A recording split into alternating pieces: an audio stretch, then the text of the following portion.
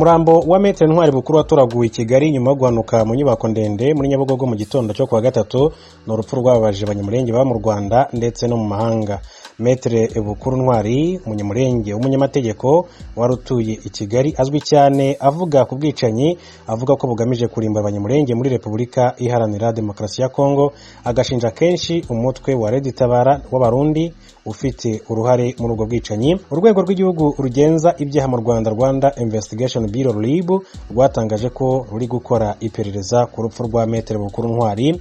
Abantu bamwe bavuga ko babonye Bukuru kuri iyo gorofa, babwiye ibinyamakuru mu Rwanda ko kuwa gatatu mu gitondo yaje atwaye imodoka akayivamo akazamuka muri etaje hejuru maze akijugunya hasi. Niyo nkuru yavuzwe cyane kuwa gatatu ko hari umugabo wiyahuye asimbutse mu igorofa ry'ubucuruzi muri Nyabugogo, kugeza nimugoroba bimenyekanye ko ari Maître Bukuru Ntwari.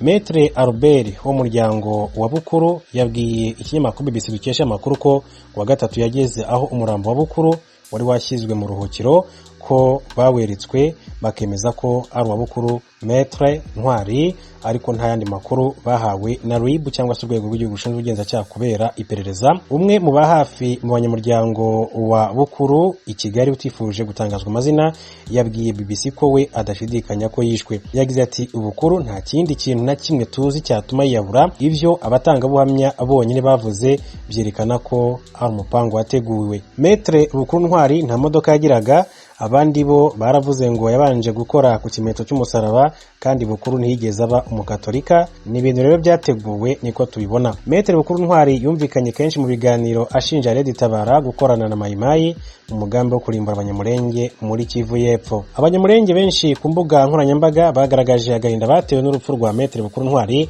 bamwe babonaga nk'umwe mu bavugizi b'ubwoko bwabo uba mu gihugu cy'u Rwanda. Abanyamurenge baba mu mahanga bamwe bumvikana bashinja leta y'u Rwanda uruhare muri ubwo bwicanyi kuri bo, bavuga ko ifasha umutwe wa Tabara ushinjwa gufatanya na Mayimayi. Byagiye bigarukaho ko tubikesha ikinyamakuru BBC. Leta y'u Rwanda hakanye kenshi kuba mu makimbirane ari muri Kivu y'Amajyepfo cyangwa koherezayo ingabo zayo kurwanya imitwe irwanya ubutegetsi bw'u Rwanda. Urupfu rwa Maître Bukuru Ntwari rutavugwaho rumwe, bamwe baruhuza n'urwundi munyamurenge witwa Nsabigaba Jean Paul warozwe nka Dani, umusore wapfuye mu kwezi kwa gatatu mu mujyi wa Nyamata mu karere ka Bugesera mu Burasirazuba mu gihugu cy'u Rwanda. Uyu musore Dani urupfu rwe rwabanje kuvugwa mu binyamakuru ko yiyahuye, ariko abo muryango we baje gutangaza ko ibyavuzwe bisobanura impamvu yo kwiyahura kwe byari ukubeshya, ako bakeka ko yishwe. Ntiharatangazwa icyo iperereza ryagezeho ku rupfu rwa Dani kugeza magingo aya ngaya. Kuri Maître Bukuru Ntwari, RIB yatangaje ko iri gukora iperereza ku rupfu rwe.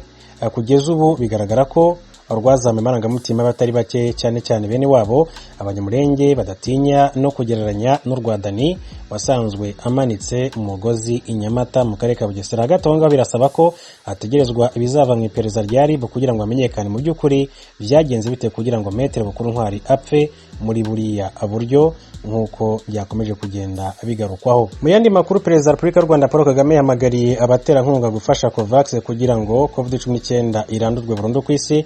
Perezida Paul Kagame w'u Rwanda yasabye abaterankunga batandukanye ku isi gufasha gahunda ya COVAX igamije kugeza inkingo za COVID-19 kuri bose kugira ngo isi ibashe guhashya icyo cyorezo kimaze guhitana abasaga miliyoni 3,600,000 ku isi. Yabitangarije mu nama igamije gutera inkunga gahunda ya COVAX yatangijwe n'umuryango Gavi ugamije ko inkingo zigezwa hirya no hino ku isi.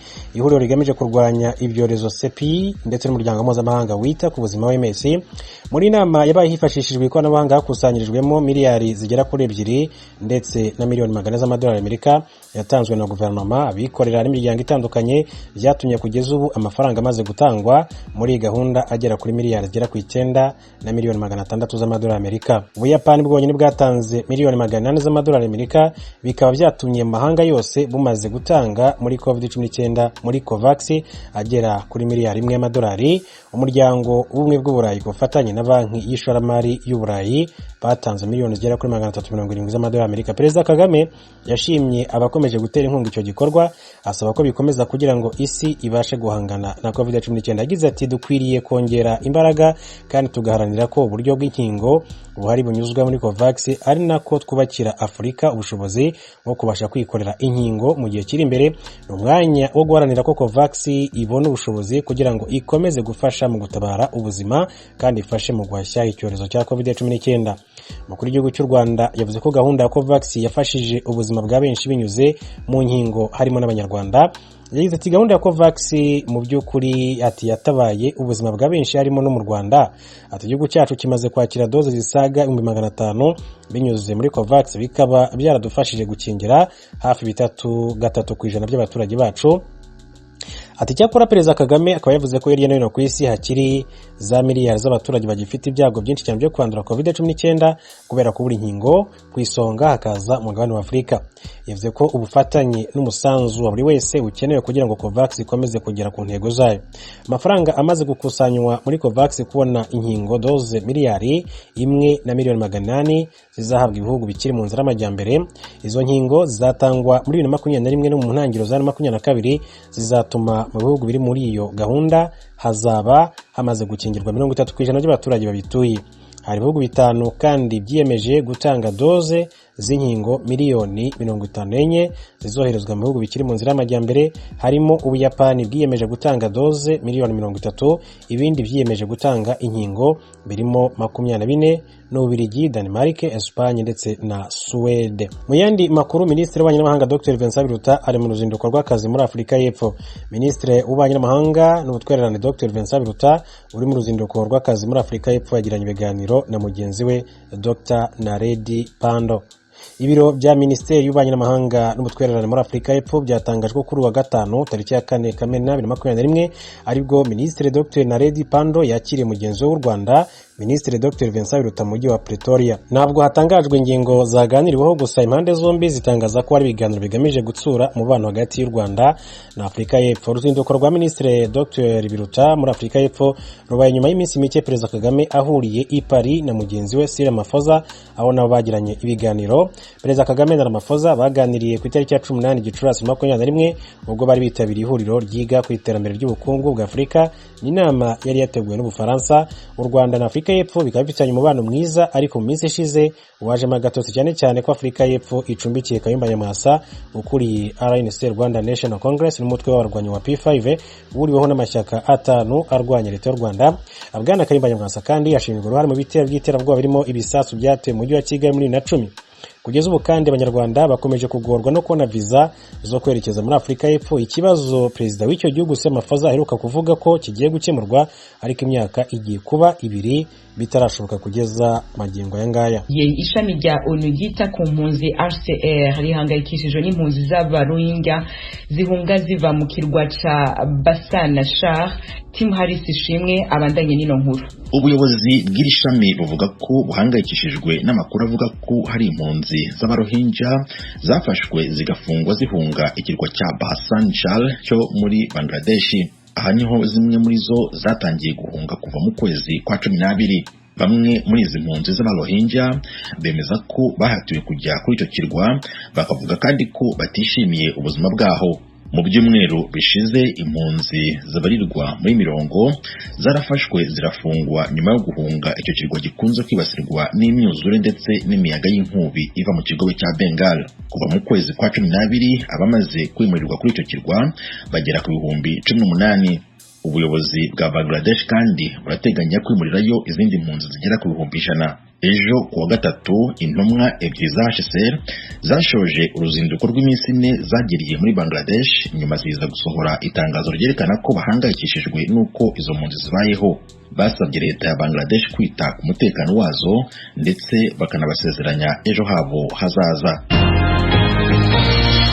Ijwi ry'Amerika, Washington DC mu Kirundi no mu Kinyarwanda. Turabandanya n'amakuru agezweho ijya nino ku isi. Umwamikazi w'Ubwongereza Elizabeth wa kabiri azobonana na Perezida wa Leta Zunze Ubumwe za Amerika mu ngoro yiwe mu ndwi iza. Fidel Niyongabo nivyo aje kutubwira. abategetsi b'ibiro vyiwe bamenyesha ko azobonana na President Biden mu rugendo azoba arimwo mu Bwongereza, aho azokwitabira inama y'abategetsi b'ibihugu indwi bikomeye kurusha ibindi ku isi mu vyerekeye ubutunzi. Ibiro vy'umwamikazi Elizabeth wa kabiri vyatangaje ko azokwakira Biden n'umutambukanyi wiwe Jill Biden mu ngoro yiwe ku munsi wa nyuma w'iyo nama izoba mu mpera z'indwiza mu gisagara ca Cornwall mu Bwongereza. Abategetsi b'ibihugu indwi biteye imbere kurusha ibindi ku isi mu vy'ubutunzi bazoba bahuye mu nama ubwa mbere amaso mu yandi mu kiringo kirenga imyaka 2. Ibibazo vyerekeye ikiza ca COVID-19 n'ihindagurika ry'ibihe nivyo bizoshimikirwa ko kurushiriza. Ubwongereza kizoba cakiye iyo nama gifise igishika cyo kwerekana ko ivyo bihugu bigifise igihagararo gikomeye mu makungu, aho ibintu biriko birahinduka mu buryo bwihuta. Fidel Niyongabo urakoze. Ageze hirya nino kw'isi, reka tuce tuyabandaniriza mu gisata c'amagara y'abantu duhereye mu Bugiriki bugiye guha incanco za COVID-19 ibihugu bibanyi vyabwo. Ejo ni Mukankusi ibihugu bizoronswa izo ngabire n'ivyahe. Iki gihugu kizaha izo nkingo ibihugu bituranye byo mu majyaruguru ari byo Albania na Macedonia. Ni inkingo zose hamwe 40,000 za COVID-19. Mu kiganiro yahaye abanyamakuru, umuvugizi wa leta y'Ubugereki Aristotelia Peroni yagize ati, bufatanyije na komisiyo y'umuryango w'ubumwe bw'Uburayi nk'uko byinshi mu bihugu by'Uburayi byabikoreye abaturanyi babyo, Ubugereki buzaha inkingo 20,000 Macedonia kandi buhe izindi 20,000 igihugu cya Albania. Cyakora uwo muvugizi Peroni niyumvikanishije igihe icyo gikorwa nyirizina kizabera. Ejo ni tukivuga ku vya virusi ya corona bitigira ivy'abandura uwo mugera ku murwa mukuru wa Republika ya Demokarasi ya Kongo Kinshasa vyongereye cane. Fidel Niyongabo aragarutse.